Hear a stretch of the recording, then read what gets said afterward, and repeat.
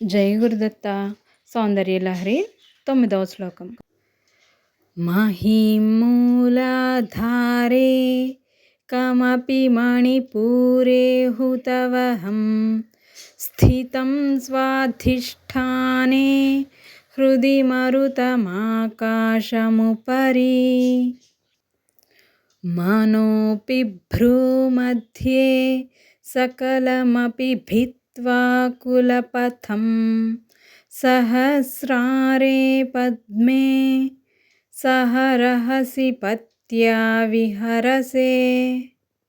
దీనికి అర్థము: ఆదిశంకరాచార్యులు అమ్మవారి కుండలిని శక్తిని ఎంత అద్భుతంగా వివరించారంటే, అమ్మవారు మొదటగా మూలాధార చక్రంలోని భూమితత్వంలో ఉంటారని, అక్కడి నుండి స్వాధిష్టానం, అనాహతం, మణిపూరకం, విశుద్ధి, ఆజ్ఞా చక్రాలను ఒక్కొక్కటిగా దాటుకొని ప్రయాణిస్తారట.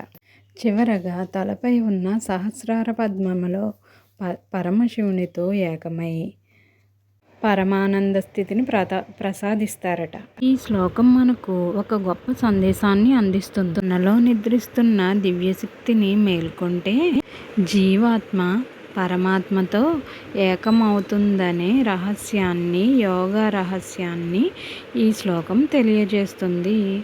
ధన్యవాదాలు. జై గురుదత్త.